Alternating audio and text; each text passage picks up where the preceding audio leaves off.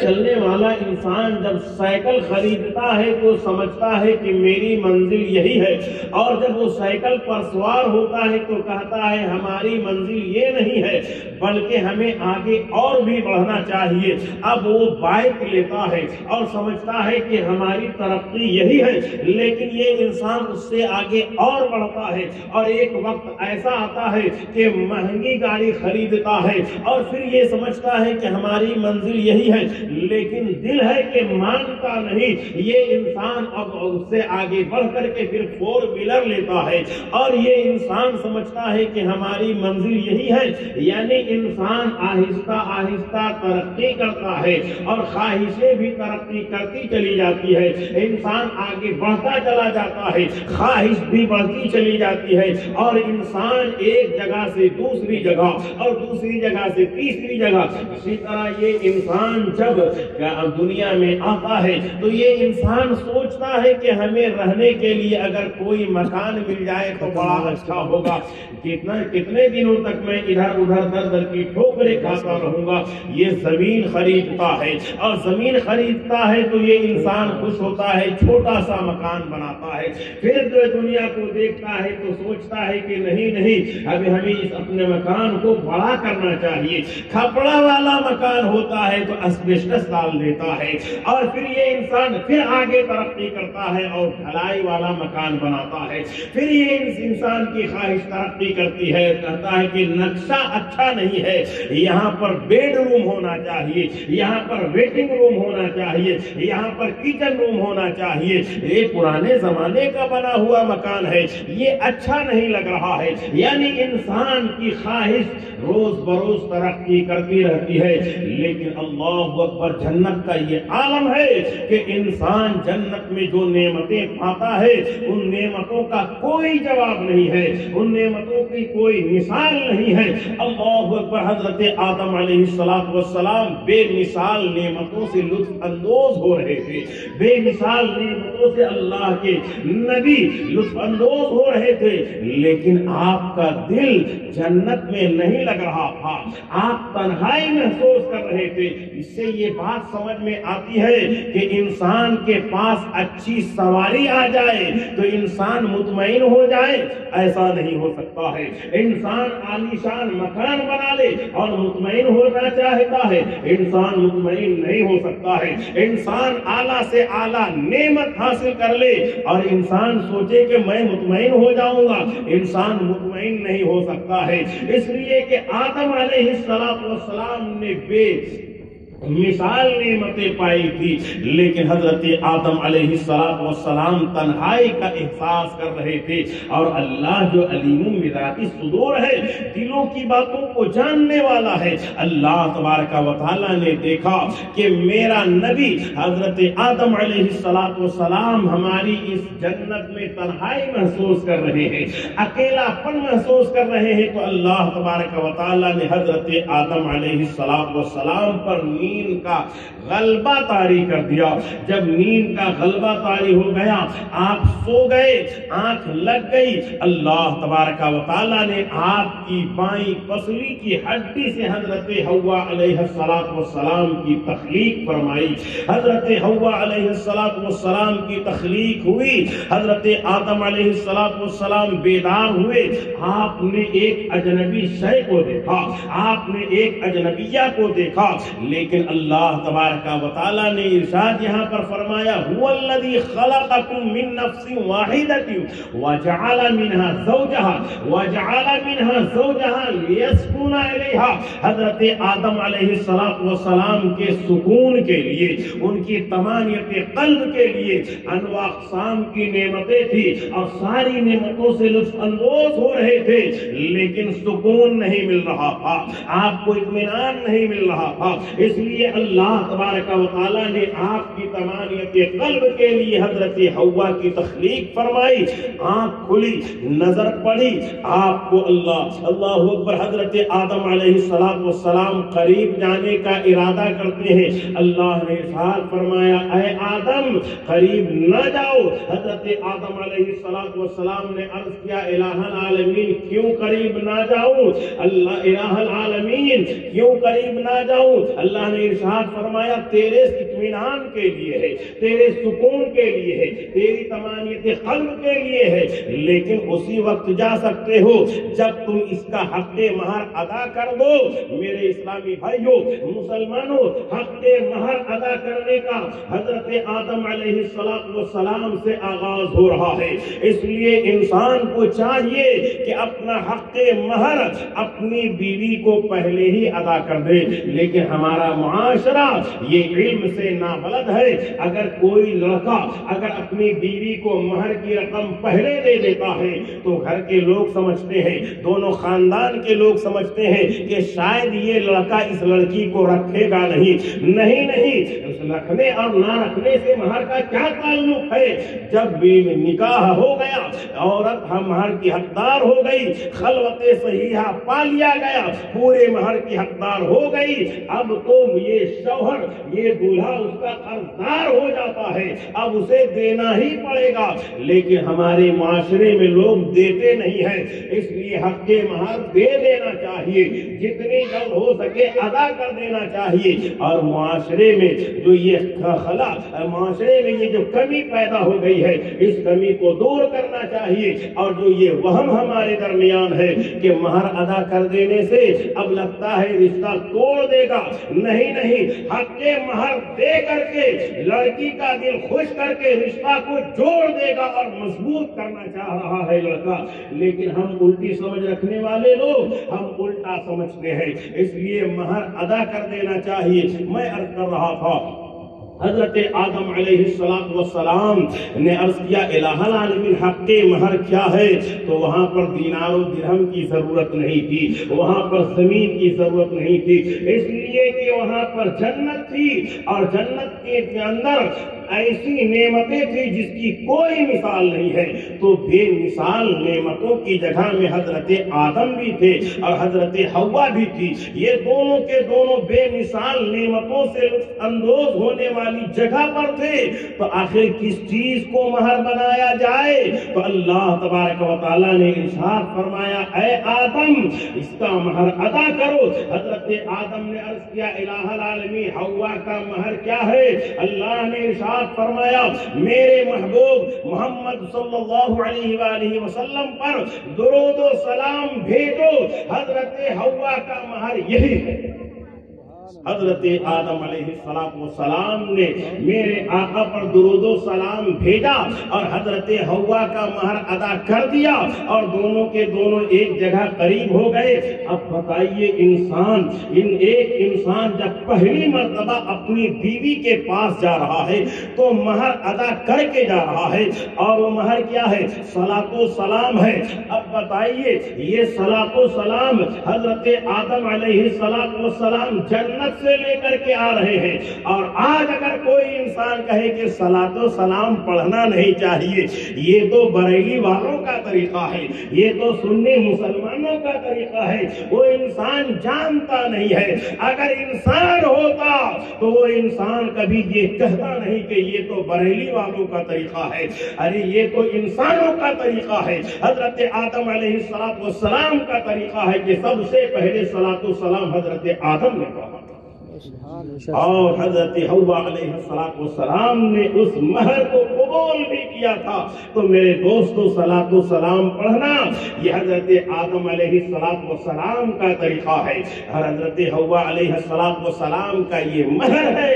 تو میرے دوستو حضرت آدم علیہ السلام نے مہر ادا کی، اور مہر ادا کرنے کے بعد پھر آپ دونوں وہاں پر رہنے لگے، پھر دنیا میں آپ کا آنا ہوا، اور توالد و تناسل کا آغاز ہوتا ہے، یعنی بال بچے ہونے لگے، انسانی آبادی پھیلنے لگی۔ اب آئیے میں آپ کو یہاں پر بتاؤں، انسانی آبادی پھیلنے لگی، اور انسانی آبادی پھیلنے لگی، اس وقت کا نظام کچھ اور تھا، اور میرے آقا صلی اللہ علیہ وآلہ وسلم جب تشریف لائے، اپنی نبوت و رسالت کا اعلان فرمایا، اس وقت کا نظام کچھ اور ہے۔ تو میرے دوستو، میرے آقا صلی اللہ علیہ وآلہ وسلم نے جو نظام زندگی دیا، اس نظام زندگی میں آپ کو دیکھنا ہے کہ یہ ہمارے لیے جو نظام زندگی ہے، یہ نظام زندگی کیسا ہے؟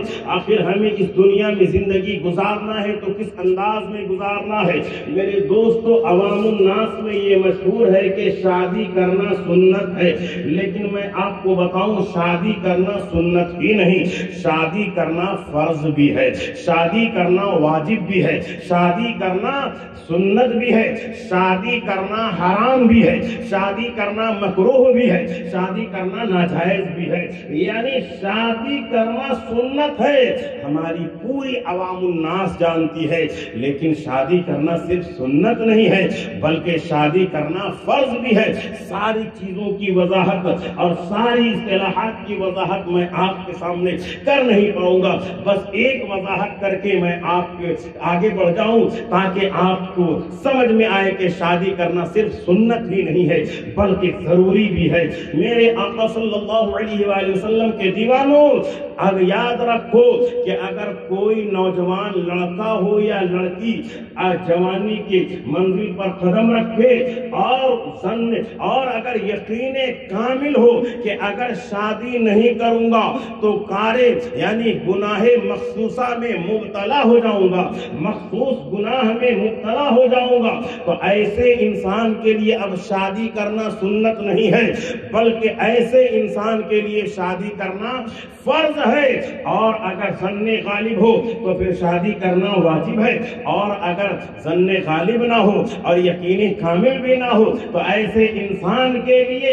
شادی کرنا سنت ہے۔ تو شادی کرنا سنت بھی ہے، واجب بھی ہے اور فرض بھی ہے، اور کچھ چیزیں ہیں جس کی وضاحت میں آپ کے سامنے ابھی نہیں کر پاؤں گا۔ تو میرے دوستو، یہ شادی انسان اور ایک تندرست انسان اگر شادی نہیں کرے گا تو آخر یہ انسان گناہوں میں مبتلا ہو ہی جائے گا، اور جب گناہوں میں مبتلا ہو جائے گا تو اس گناہ میں اس کے رشتہ دار یعنی اس کے والدین بھی شریک ہوں گے۔ اس لیے جو ہی لڑکا ہو یا لڑکی بالغ ہو جائے تو والدین کی ذمہ داری بنتی ہے کہ جتنی جلد ہو سکے اچھا رشتہ دیکھ کر کے اپنی بیٹی کا نکاح کر دے، اپنے بیٹے کا نکاح کر دے۔ لیکن آج تو اللہ اکبر، آج تو آپ دیکھیے، اب تو ہم لوگ شرعی قانون کو پسے پشت ڈالتے جا رہے ہیں اور دنیاوی قانون اپنے سر پر تھوپتے چلے جا رہے ہیں۔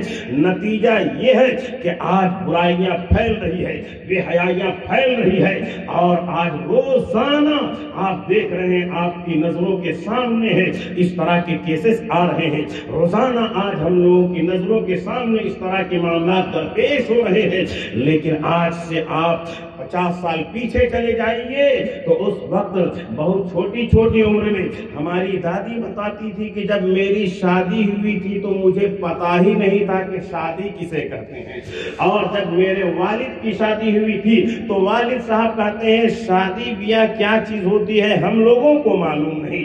شادی میری والدہ بتاتی ہے کہ شادی ہو کر کے ہم لوگ آئے اور دلہن کی کوٹھری میں بیٹھے ہوئے تو ساس کہتی تھی کوہبر میں بیٹھی رہو گی تو گائے گورو کون نکالے؟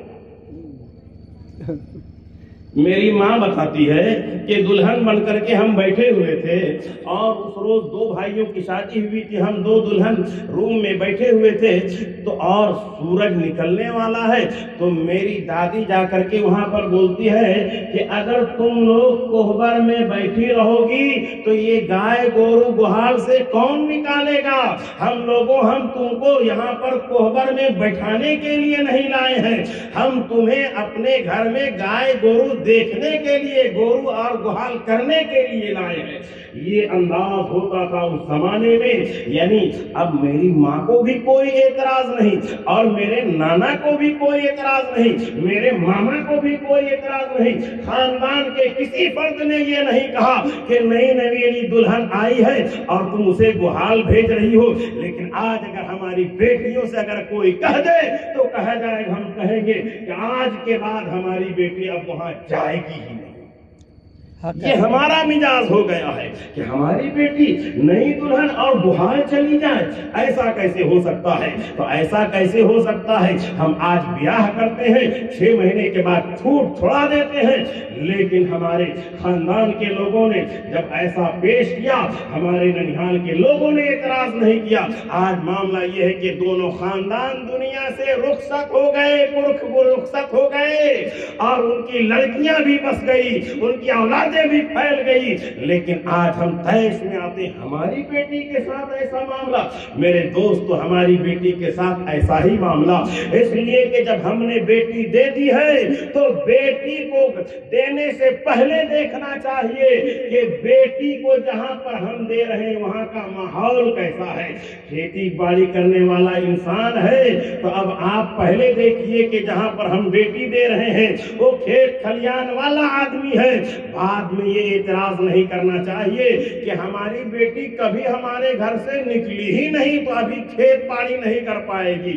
آپ کو یہ کام پہلے سے دیکھنا چاہیے تھا کہ ہم جہاں بیٹی دے رہے ہیں وہ کھیت کھلیان والا انسان ہے۔ آج اس کے گھر کی عورتیں نکل رہی ہے، کھیت کھلیان میں جا رہی ہے، تو ہماری بیٹی کو بھی جانا پڑے گا۔ اور اگر آپ کو یہ پسند نہیں ہے تو آپ کو پہلے ہی ایسے گھر میں رشتہ نہیں کرنا چاہیے۔ تو میرے دوست، ہم یہاں پر چوک جاتے ہیں، ہم یہاں پر چوک جاتے ہیں کہ ارے کر دو، بعد میں دیکھ لیا جائے گا۔ بعد میں کیا خاک دیکھ لیا جائے گا؟ انجمن کی بیٹھک ہوگی، رشتہ ٹوٹ جاتا ہے۔ اس لیے یہ سب پہلے دیکھ لینا چاہیے، پہلے کرنا چاہیے۔ آئیے ایک دو بات اور میں عرض کروں۔ دیکھیے، شادی کے بعد 10 بجے سے پہلے گفتگو ختم ہوگی انشاءاللہ۔ شادی کے بعد لڑکوں کا ذہن سسرال کی طرف جاتا ہے، یقیناً جاتا ہے۔ ہم لوگ بھی شادی شدہ ہیں، آپ بھی شادی شدہ ہیں۔ لڑکے کا جھکاؤ سسرال کی طرف ہوتا ہے اور ہونا بھی چاہیے،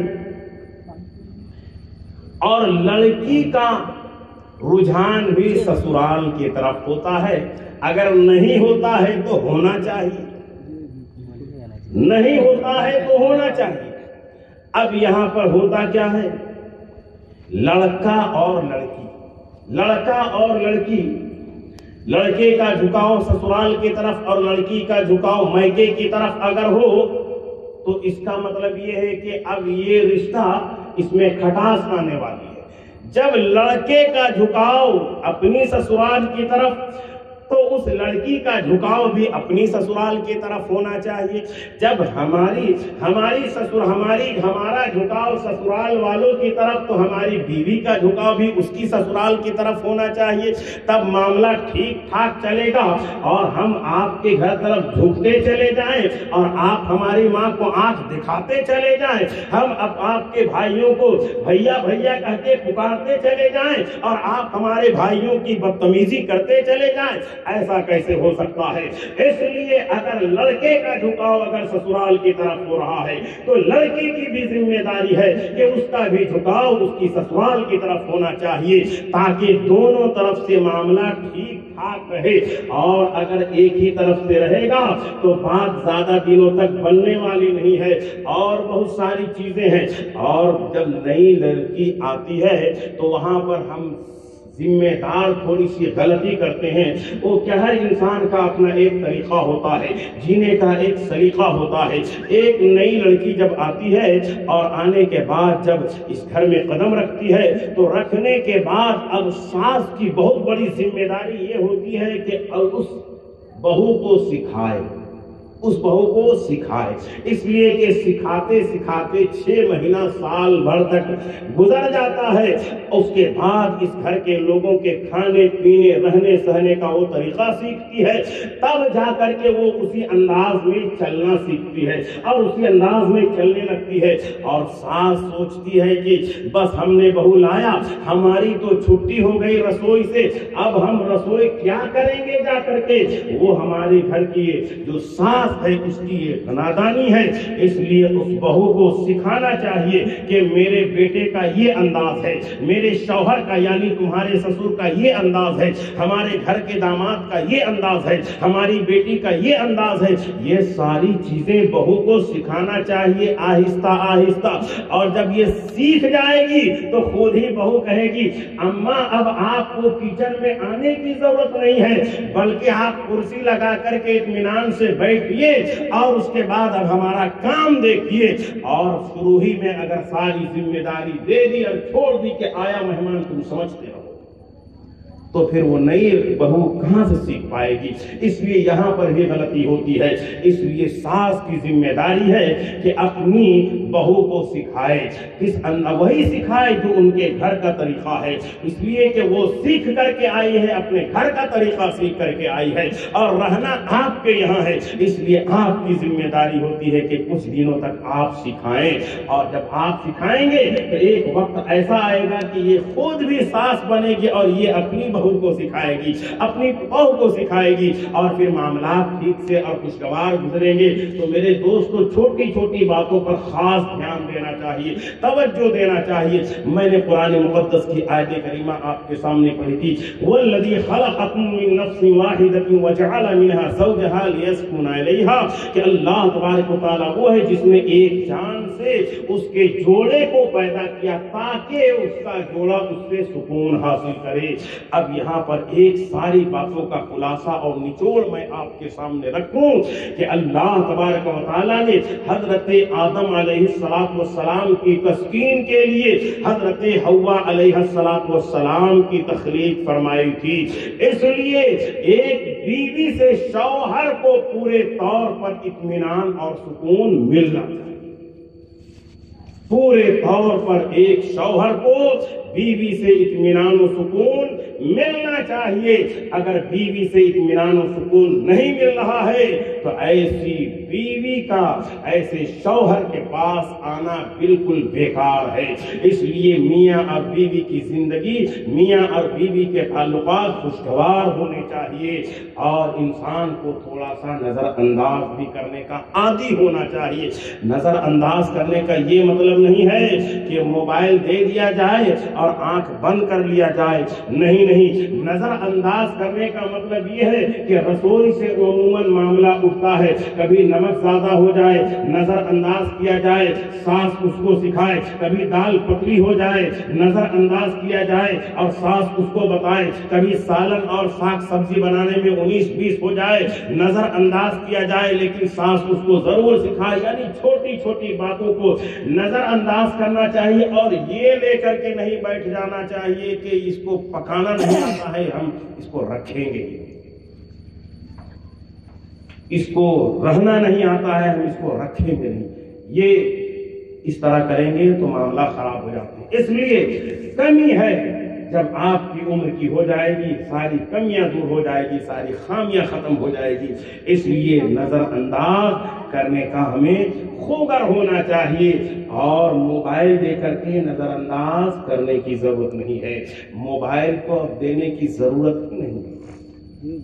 اور آج تو معاملہ اتنا خراب ہے، توبہ توبہ، کیا پک رہا ہے لڑکیاں اپنی میکے میں بتاتی ہیں، کیا ہو رہا ہے ساری رپورٹ میکے میں جاتی ہے،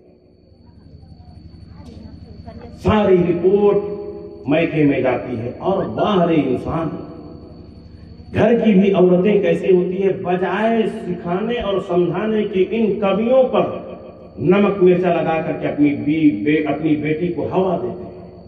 یہ افسوس کا مقام ہے، بلکہ ماں باپ کی ذمہ داری یہ ہے کہ بیٹی ہم نے تمہیں جس گھر میں بیاہ دیا ہے اب تمہیں اسی گھر میں رہنا ہے اور اسی انداز میں رہنا ہے، ہم نے اپنی ذمہ داری نبھا دی، اب بیٹی تم اپنی ذمہ داری نبھاؤ، نہ یہ کہ روزانہ فون سے کہ تمہاری ساس کتنا کام کرواتی ہے، صبح صبح دیکھو تو 8-7 بجے اٹھا دیتی ہے، کھیت بھیج دیتی، ایسا نہیں کرنا چاہیے، اوہ ایسا نہیں کرنا چاہیے، نئی دلہن کے ساتھ نئی بہو کے ساتھ ایسا نہیں ہونا چاہیے، یہ سب انسان کو نہیں کرنا چاہیے۔ یہ سب اگر ایک ماں کرے گی اس کے گھر کے لوگ کریں گے، لڑکی کو شہ دیں گے، پھر میاں بیوی کے تعلقات خوشگوار نہیں رہیں گے، اور سب سے بڑی بات یہ ہے کہ بیٹی سسرال میں بس نہیں پائے گی۔ اس لیے ان چیزوں پر خاص دھیان دینے کی ضرورت ہے۔ ہمارے معاشرے میں آج کیا ہو رہا ہے، یہ اظہر من الشمس ہے، اس لیے مسلمانوں اپنے آپ کو بچاؤ۔ ایک بات میں آخر میں عرض کر دوں، میرے آقا صلی اللہ علیہ وآلہ وسلم نے بڑی اچھی اور بڑی پتے کی بات کہی ہے، اے لوگوں تم مجھے دو چیز کی ضمانت دو، میں تمہارے لیے جنت کی ضمانت لیتا ہوں۔ میرے آقا کے صحابہ کرام نے عرض کیا تھا، یا رسول اللہ کس چیز کی ضمانت دوں؟ میرے آقا نے ارشاد فرمایا تھا، تم اپنی زبان کی حفاظت کرو گے میں تمہارے لیے جنت کی ضمانت لیتا ہوں، تم اپنی شرمگاہ کی حفاظت کرو گے میں تمہارے لیے جنت کی ضمانت لیتا ہوں۔ یہ ایسا دنیا میں زندگی گزارنے کا ضابطہ ہے کہ جس انسان نے ان دو چیزوں پر کنٹرول کر لیا دنیا کے کسی بھی کونے میں رہ جائے گا۔ ان دو چیزوں پر کنٹرول کر لیا، ایک زبان پر کنٹرول، دوسری شرمگاہ پر کنٹرول، اور جس انسان نے ان دونوں چیزوں میں سے ایک چیز پر بھی اگر کنٹرول نہیں کیا تو یاد رکھیے وہ انسان جہاں کا رہنے والا ہے وہاں پر بھی نہیں رہے۔ اس لیے کہ زبان اچھی نہیں ہوگی، بھائی اپنے بھائیوں سے جدا ہونا پڑے گا۔ زبان اچھی نہیں کنٹرول نہیں کرے گا، باپ اور بیٹے میں جدا ہو جائے گی، جدائیگی ہو جائے گی۔ اسی طرح سے اگر یہ انسان زبان کا تو اچھا ہے لیکن شرمگاہ پر کنٹرول نہیں ہے تو ایسا انسان کہیں پر بھی نہیں رہ سکے گا، یہاں تک کہ ایسا انسان اپنے گھر میں بھی رہنے کا لائق نہیں ہوتا۔ اس لیے اس پر خاص توجہ دینے کی ضرورت ہے۔ اگر ہم کہیں پر رہنا چاہتے ہیں، عزت آبرو کے ساتھ جینا چاہتے ہیں تو رسول پاک صلی اللہ علیہ وآلہ وسلم نے جو یہ فارمولہ دیا ہے اس کو اپنانا چاہیے اور زندگی بھر اپنا کر کے رہنا چاہیے کہ زبان کی حفاظت کریں گے اور شرمگاہ کی حفاظت کریں گے۔ ان دو چیزوں کی حفاظت کریں گے انشاءاللہ العزیز ہمارا بیڑا پار ہو جائے گا۔ اللہ کی بارگاہ میں دعا ہے الہ العالمین اچھی باتوں پر عمل کی سعادت نصیب فرمائے۔ تو میرے دوستو